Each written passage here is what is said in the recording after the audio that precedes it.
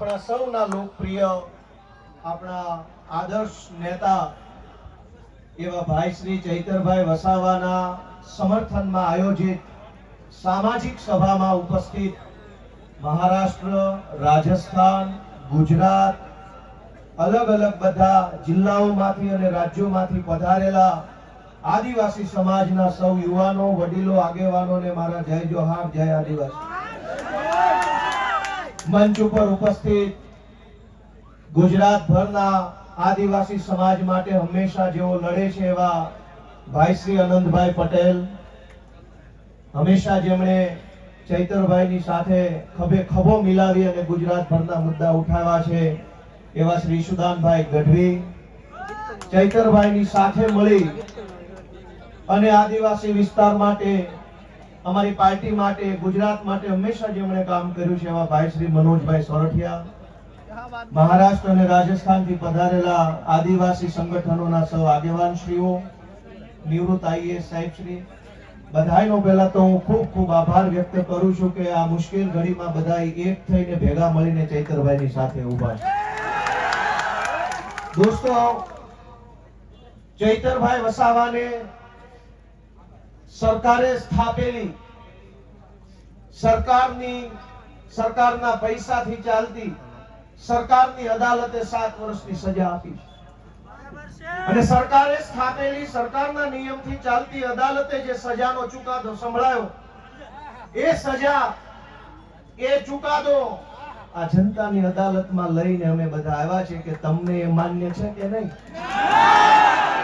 લોકતંત્રમાં સરકાર કે કાયદો કે વ્યવસ્થા, આ બધી જ વસ્તુ કરતા સર્વોપરી છે જનતાનો ઈરાદો, જનતાના આશીર્વાદ, જનતાની આશા શું છે.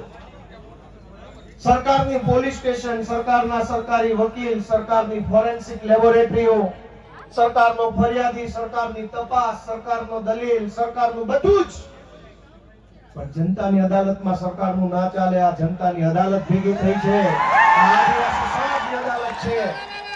ચૈતરભાઈને સરકારની અદાલતે અને સરકારે ભેગા મળીને જે કાંઈ ન્યાય અન્યાય કર્યો, એનો સાચો ન્યાય આદિવાસી સમાજની અદાલતમાં થવાનો છે અને નિર્ણય આજે અહીંથી આપણે કરી જવાનો. દોસ્તો, સરકાર એમ કહે છે કે ચૈતર વસાવાને 7 વર્ષની સજા. આ જનતાની અદાલતના કરોડો ન્યાયાધીશો તમે અહીંયા ઊભા છો, તમે કહો તમે શું સજા કરશો ભાજપને? જો ભાજપની સરકાર ચૈતર વસાવાને 7 વર્ષની સજા કરે તો આદિવાસી સમાજની અદાલતમાં ભાજપને 70 વર્ષની જેલની સજા આપી દેવાની છે.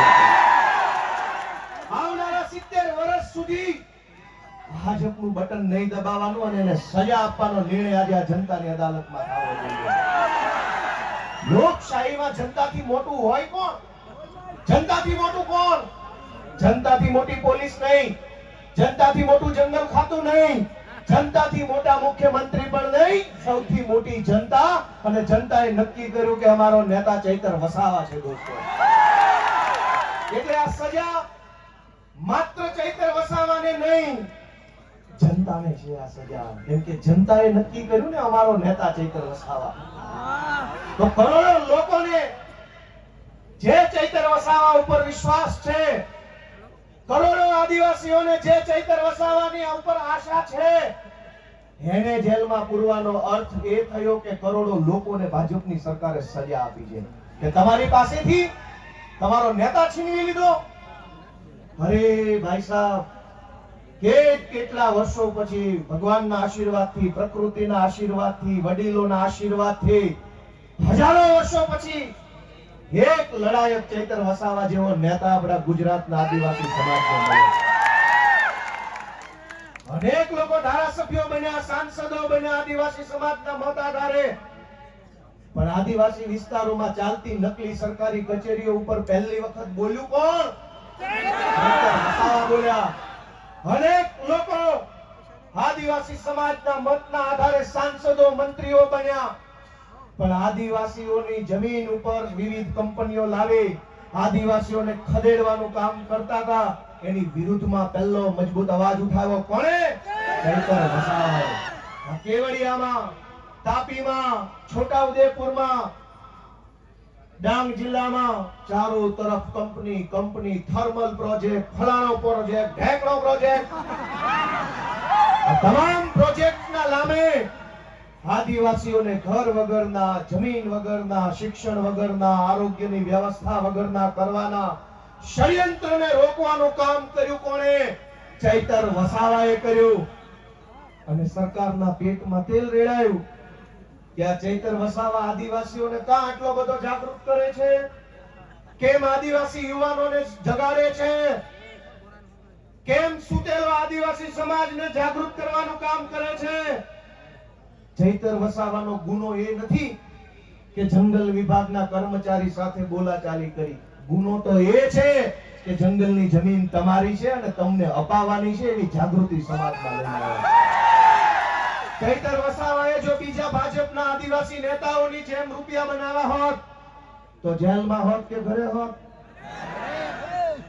એક છે મોટા કદાવર આદિવાસી નેતા, 2000 કરોડનું મનરેગામાં કરી નાખ્યું.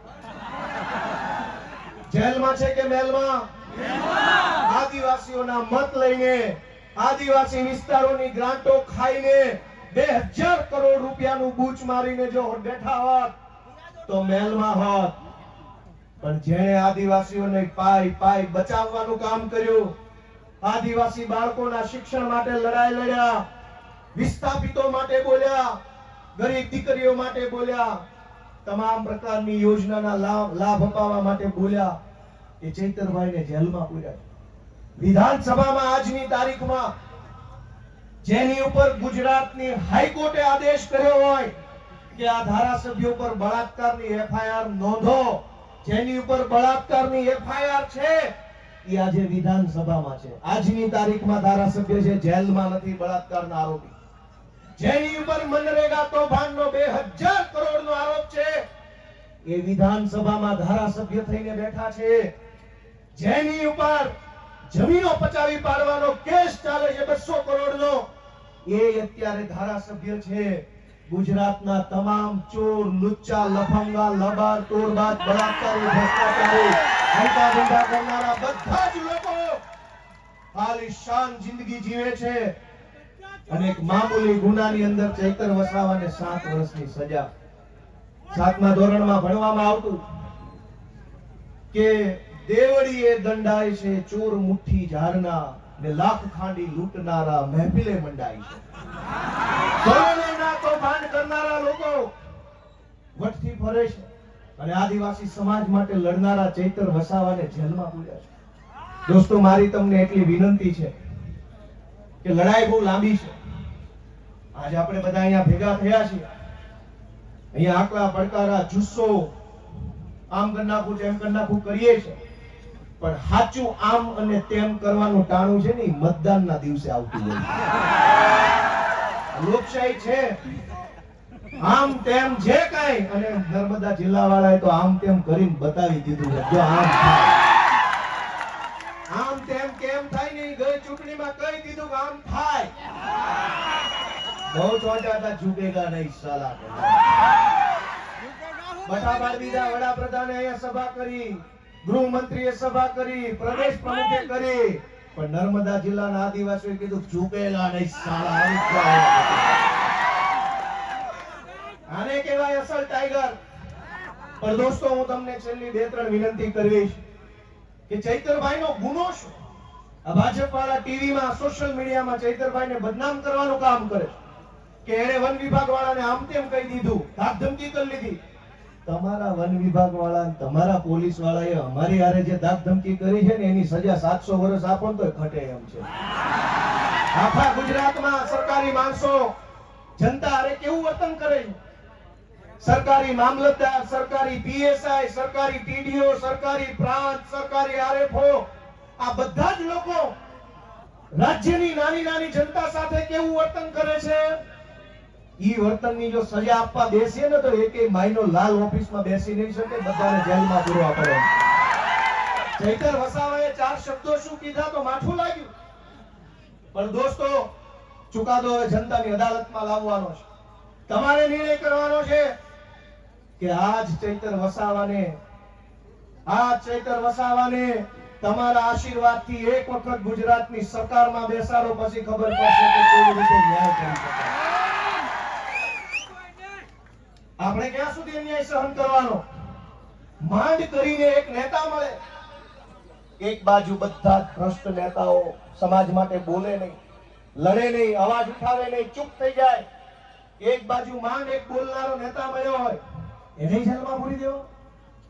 ગુજરાત ભરની જનતાને હું તો વિનંતી કરું છું, માત્ર આદિવાસી સમાજ નહીં, જે કંઈ પણ થોડા ઘણા બોલનારા નેતા વધ્યા છે ને એની સાથે રહેજો, એને ટેકો આપજો, એની પડખે રહેજો. અને તો ગુજરાતમાં તો બોલે છે. સરકાર એમ ઈચ્છે છે કે કોઈ પણ માણસ ભાજપની સામે બોલવો ન જોઈએ, કોઈ માણસ ભાજપની સામે અવાજ ન ઉઠાવવો જોઈએ, એવું સરકાર ઈચ્છે છે.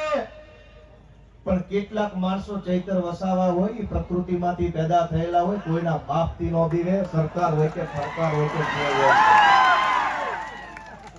અને આ જળ, જમીન, જંગલ કોનું છે? સરકારનું છે. સરકાર નહોતી, જે દિવસે આ દેશમાં સરકારો નહોતી ત્યારે જંગલ હતું કે નહીં? જે દિવસે આ દેશમાં કોઈ સરકાર, કોઈ પાર્ટી નહોતી ત્યારે જમીન હતી કે નહીં? અને જે દિવસે આ ભાજપ પાર્ટી કે એના નેતાનો જન્મ નહોતો ત્યારે આ ધરતી પર જળ હતું કે નહીં? તો ભાજપ વાળા પેદા નહોતા થયા ત્યારે જળ હતું, ભાજપ વાળા પેદા નહોતા થયા ત્યારે જમીન હતી, ભાજપ વાળા પેદા નહોતા થયા ત્યારે જંગલ હતું, અને ભાજપ વાળા પેદા નહોતા થયા ત્યારે આદિવાસી પણ હતા આ દુનિયા ઉપર, આ દેશ ઉપર. તમારી પોલીસ, તમારું ફોરેસ્ટ, તમારા બધા માણસો એ તો હમણાં આવ્યા. આ તો સદીઓથી હાલતી આવતી વ્યવસ્થા છે ને એને સંભાળીને રાખનારો આદિવાસી સમાજ છે દોસ્તો.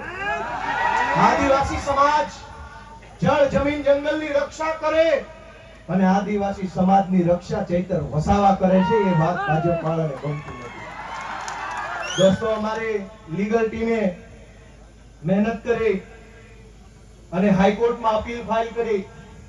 જે કાંઈ પણ ખેડૂતો, બહેનો, ચૈતરભાઈ અને શકુંતલાબેન સિવાયના બીજા જે કાંઈ મિત્રો જેલમાં છે અને ચૈતરભાઈ સહિત બધાય એમની અપીલ હાઈકોર્ટમાં ફાઇલ કરી. અને શકુંતલાબેન જે નાનું બાળક છે એમને હાઈકોર્ટે છોડી મૂકવાનો આદેશ આપ્યો. આપણા માટે બહુ સારી બાબત કહેવાય. અને બહુ જલ્દી તમામ આપણા જે કાંઈ પણ સાથી મિત્રો જે નિર્દોષ જેલમાં છે એમને પણ વહેલી તકે જેલ મુક્તિ થાય એના માટેના તાબડતોબ પ્રયત્નો સતત ચાલુ છે. અને બહુ વહેલી તકે આપણને સારા સમાચાર મળે એવી હું આશા રાખું છું. આપ સૌને મારી એક જ વિનંતી છે કે આ લડાઈમાં ચૈતર વસાવાને, એના પરિવારને, એના બાળકોને ક્યાંય પણ એક સેકન્ડ પણ આપણે બધાએ, હું અને તમે ભેગા મળી એકલા નથી પડવા દેવાના. જ્યાં જરૂર પડે, જેવી જરૂર પડે, જ્યારે જરૂર પડે ત્યારે આપણે બધાએ સાથે ઊભું રહેવાનું. અમે બધા આજે સાથે છીએ. ચૈતરભાઈ સાથે બહુ પારિવારિક સંબંધ છે મારે. આમ તો હું જે કાંઈ બોલું છું આજે બહુ દુઃખ થાય છે. વિધાનસભામાં ચૈતરભાઈ મારી બાજુમાં બેસે, અમે ખૂબ વાતો કરી, મારી બાજુમાં ઊભા આદિવાસી સમાજના અધિકારો વિશે પૂરી તાકાતથી બોલતા હોય છે. અને એટલું સરસ રીતે આમ છાતી કાઢીને સરકારની આંખમાં આંખ નાખીને કહેતા હોય છે. એ ભાજપ વાળાને ગમતું નથી.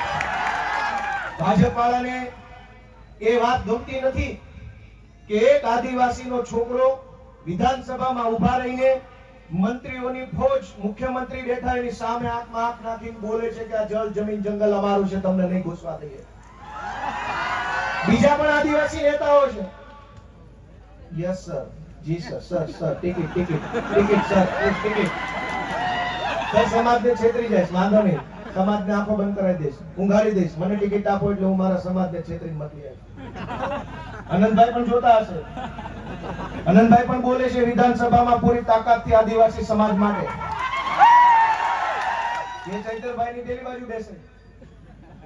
દોસ્તો, 2-3 માણસ બધ્યા છે. ગમે તેટલી મોટી સરકાર હોય એની સામે પણ આંખમાં આંખ નાખીને બોલવાની હિંમત રાખે છે કે તું જે હોય તે, હું મારા સમાજ માટે બોલવા અહીંયા આવ્યો છું. તું જે હોય તે, સરકાર હોય તો ભલે, રાષ્ટ્રપતિ હોય તો ભલે, ને તું મોટી તોપ હોય તો ભલે. મને તો અમારા આદિવાસી સમાજે, અમારા ખેડૂતોએ મત આપ્યા છે તો હું એમના માટે બોલતો રહીશ. આજે હું પણ, મને મત આપનાર ખેડૂતો છે, કાઠિયાવાડના ખેડૂતોએ મને ધારાસભ્ય બનાવ્યો. આદિવાસી સમાજે ચૈતરભાઈને ધારાસભ્ય બનાવ્યા. અમને મત આપનારા લોકો માટે અમે બોલતા રહેવાના, લડતા રહેવાના અને ક્યારેય નથી ઝૂકવાના એ સંકલ્પ અમે લીધો છે દોસ્તો. આપ સૌએ ચૈતરભાઈ વસાવાનો જુસ્સો વધારવાનું કામ કર્યું એ બદલ સૌનો હું આભાર વ્યક્ત કરું છું.